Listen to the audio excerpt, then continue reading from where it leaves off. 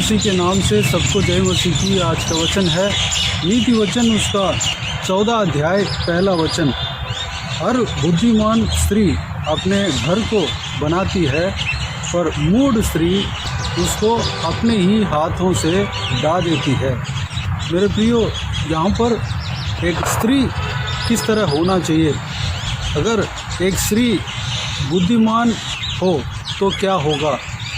अगर बुद्धिमान नहीं है, मूढ़ स्त्री है, तो क्या होगा? इस विषय के बारे में परमेश्वर का वचन कहते हुए यहाँ पर हम देख सकते हैं, एक स्त्री जो है बुद्धिमान होना चाहिए, आत्मिक उन्नति के लिए भी, और इस संसार में जो परमेश्वर ने जीवन दिया है, जिंदगी दिया है, लाइफ दिया है, परिवार दिया है, उसके भलाई के लिए भी एक स्त्री को बुद्धिमान होना चाहिए।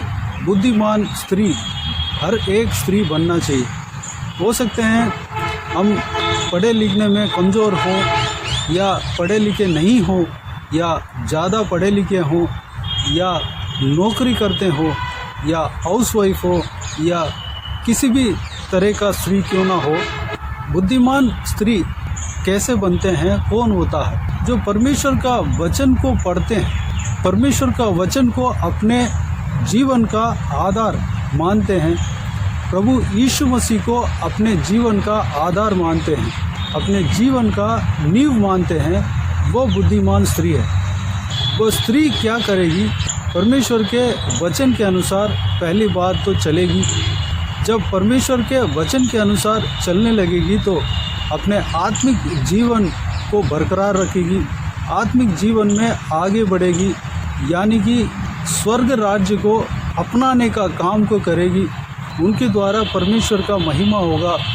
दूसरे चीज़, अपने इस संसार में जो परमेश्वर ने परिवार दिया है, जो फैमिली दिया है, फैमिली का भी अच्छा रक्षक बनेगी, अगुवा बनेगी, देखभाल रख रखाव जिस तरह करना चाहिए उस तरह करेगी, अपने बाल बच्चों को सही तरीके से चलाएगी, और उनको जिस तरह शिक्षा देना है शिक्षा देगी। एक परमेश्वर के संतान को बनाएगी, परमेश्वर के राज्य के लिए उनके संतान इस्तेमाल होने के लिए वह कोशिश करेगी और कार्य करेगी। मेरे प्रियो, हर एक स्त्री को बुद्धिमान स्त्री बनना चाहिए। एक परिवार में एक पुरुष और स्त्री रहना चाहिए, रहता है। परमेश्वर ने उसी हिसाब से ही बनाया है। आदम और हव्वा को उसीलिए बनाया है। आदम को अकेले रहना अच्छा नहीं है, इसलिए उनके साथ एक जीवन साथी को बनाकर दिया, स्त्री बनाकर उनके साथ दिया है। हम कई सारे जीवन में देख सकते हैं, कई लोग शादी नहीं करते हैं, अकेले ही अपने जीवन को गुजारा कर लेते हैं। वो उनका वरदान है, परमेश्वर की ओर से वो वरदान पाए हैं और परमेश्वर के लिए वो जीना चाहते हैं। कई सारे लोग अपने जीवन को परमेश्वर के लिए त्याग दे देते हैं कि मैं शादी नहीं करूंगा, और मैं इसी तरह जैसे मैं अकेला रहता हूं वैसे ही मैं परमेश्वर के लिए मैं जीऊँगा, परमेश्वर के लिए मैं अकेले में काम करूंगा, और परमेश्वर का सेवा कर कर ये जीवन को बीता दूंगा। इस तरह वह एक डेडिकेशन के साथ कई लोग रहते हैं। उस कई लोगों को हम देख सकते हैं, उस प्रकार के कई लोगों को हम देख सकते हैं।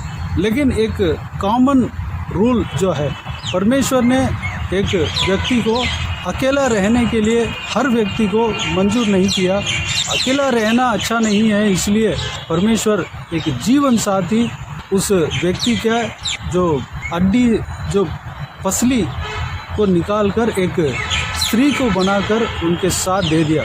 क्योंकि एक लकड़ी अगर रहता है तो आसानी से वह टूट जाता है। अगर 2 या 3 लकड़ी एक साथ रहता है तो उस 2-3 लकड़ी को मिलाकर तोड़ना कठिन है।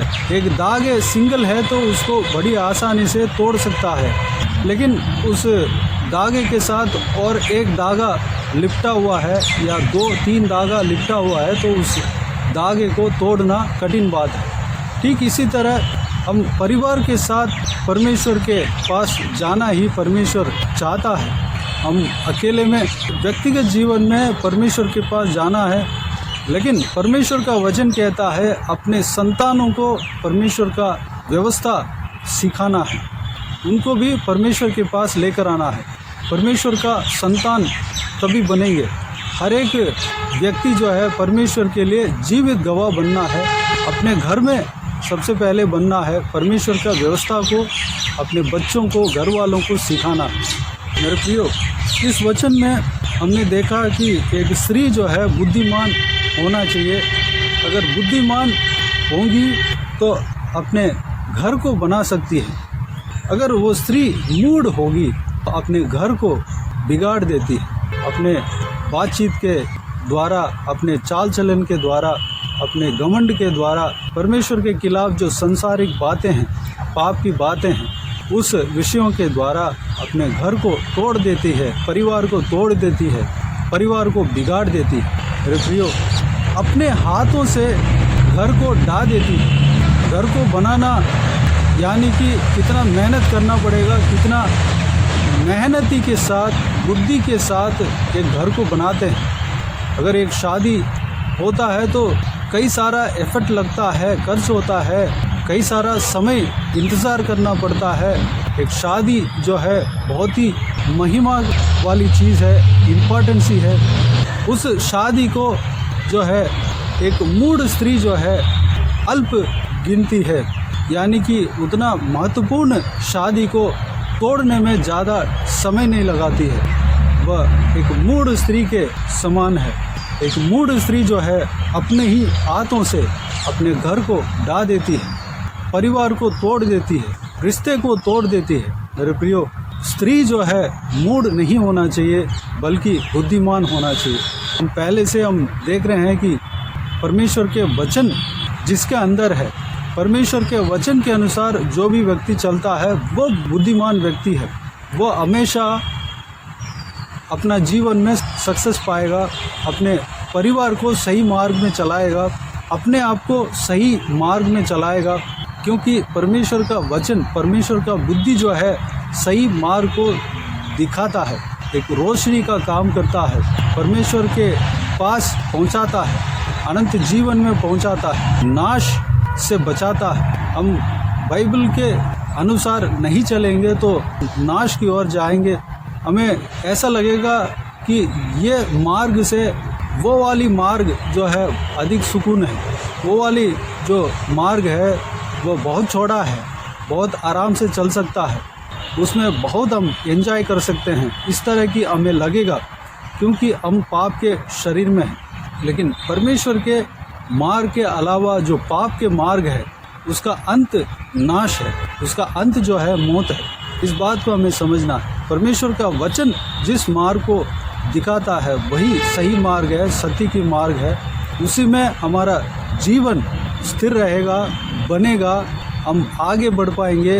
हमारा हर तरह का कामयाब, हर तरह का काम जो है कामयाब हो पाएगा। हार हमारा जीवन में नहीं आएगा। मेरे प्रियो, परमेश्वर हमें जीताना चाहता है, हमारा जीवन को सक्सेसफुल बनाना चाहता है। अगर हमारा जीवन सक्सेसफुल जब बनना है तो हम परमेश्वर के वचन के अनुसार चलना है। हमारा परिवार सुख रहना है तो हम परमेश्वर के वचन को अपने जीवन का आधार बनाना है। हमारे परिवार का आधार परमेश्वर का वचन को बनाना है। हमारा परिवार के नींव प्रभु यीशु मसीह को रखना है। हमारा घर का नींव को परमेश्वर प्रभु यीशु मसीह को रखना है, तो हमारा परिवार को कोई भी बाढ़, कोई भी आंधी, कोई भी तूफान तोड़ नहीं पाएगा, नाश नहीं कर पाएगा। मेरे प्रियो, हमें बुद्धिमान व्यक्ति बनना है। स्त्रियों के लिए खास करके आज का दिन में ये वचन हम देख रहे हैं कि एक स्त्री जो है बुद्धिमान होना चाहिए। जो बालिग हो या नाबालिग लड़की हो, कोई भी फीमेल स्त्री जो है परमेश्वर के वचन को अपने जीवन का आधार मानना है।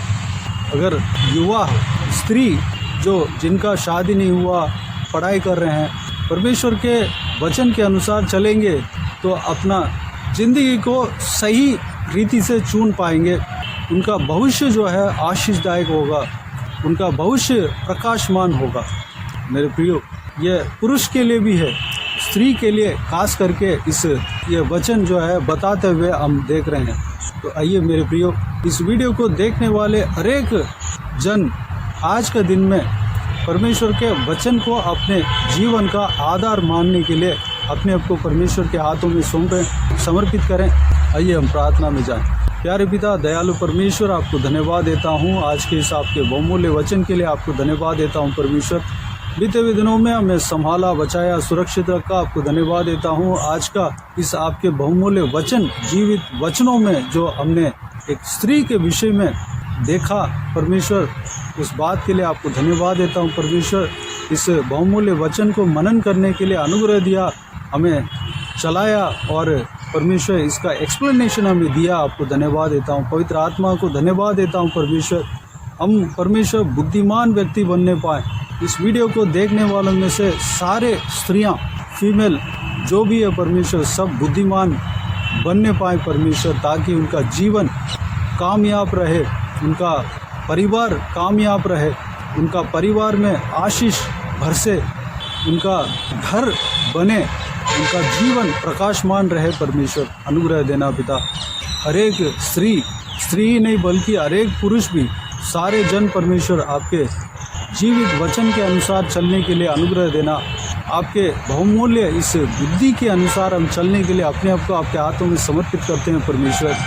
हमें चलाना, हमें इस्तेमाल करना, हमें सिखाना, सही मार्ग में हम चलने पाएँ परमेश्वर। जो भरमाने वाले बातों को हम नहीं देखने पाएँ, जो भी युवा हैं, जो नाबालिग स्त्री हैं और जवान स्त्री हैं, उन सभी को आपके हाथों में सौंपते हैं। सभी लोग आपके वचन के अनुसार चलने के लिए अनुग्रह देना परमेश्वर। आपके वचन को अपने जीवन का आधार मानने पाएँ, ताकि उनका भविष्य प्रकाशमान हो परमेश्वर। अनुग्रह देना पिता। हालेलुया। सभी को संभालना, आशीष देना, सुरक्षित रखना पिता। इस वचन के अनुसार सबको बुद्धिमान व्यक्ति बनाना, बुद्धिमान स्त्री बनाना परमेश्वर। अगर एक स्त्री बुद्धिमान स्त्री बनते हैं तो परमेश्वर उनका सारा परिवार को सही मार्ग में चला सकते हैं परमेश्वर। इस बात को हमने आज सुना, देखा और मनन किया, जाना परमेश्वर। हम बुद्धिमान बनने पाएँ, अनुग्रह देना। हालेलुया। हमारा परिवार परमेश्वर सही मार्ग में चलने पाए, परिवार को आशीष देना पिता। धन्यवाद। हम इस संसार के जीवन के बाद अनंत जीवन में प्रवेश करने के लिए अनुग्रह देना पिता। उसके लिए हम आत्मिक उन्नति पाने पाएँ, विश्वास में आगे बढ़ने पाएँ पिता। अनुग्रह देना। बाकी सारे बातों का आपके हाथों में सौंपते हैं पिता। सारा जन जो इस वीडियो को देख रहे हैं, सभी को आशीष देना, संभालना, किसी को भी कोई भी कमी घटी ना होने देना, भरपूर आशीष देना। कोई भी जन बीमार हो, उनको आपके हाथों में सौंपते हैं, उन्हें छूना, चंगा करना, प्रभु यीशु मसीह के नाम से चंगा होने पाए। अगर किसी को दुख हो, तकलीफ हो, सारा दुख तकलीफ को दूर करना, परेशानी को दूर करना, आंसू को पहुँचना, जिनको जो कुछ भी परेशानी है, सारा परेशानी दूर होने पाए प्रभु यीशु मसीह के नाम से पिता। सबको कंफर्ट मिलने पाए, आशीष देना, शांति देना पिता। उनके ऊपर आपके हाथ रखना परमेश्वर। धन्यवाद। हमेशा रखे रहना, उनके संग रहना। महिलाओं को आपके हाथों में सौंपते हैं, बुजुर्ग व्यक्तियों को आपके हाथों में सौंपते हैं, छोटे बच्चों को आपके हाथों में सौंपते हैं। सभी को सुरक्षित रखना, संभालना, आपके लहू से छिपाना परमेश्वर। धन्यवाद। हर एक के संग रहना पिता। धन्यवाद। बाकी सारे बातों को आपके हाथों में सौंपते हैं। सारा आदर, महिमा, जलाल आपको मिलती रहे।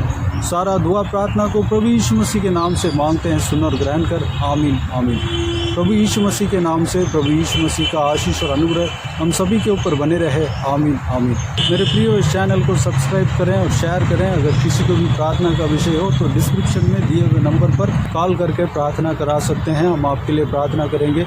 आप अपने व्यक्तिगत प्रार्थना में हमारे लिए प्रार्थना कीजिए, इस सेवकाई के लिए, इस सेवकाई का उन्नति के लिए, इस सेवकाई में जुड़े हुए हर एक जन के लिए, हर एक आत्मिक उन्नति के लिए, तरक्की के लिए, आत्मिक आशीष के लिए, संसारिक आशीष के लिए, पारिवारिक आशीष के लिए प्रार्थना करें।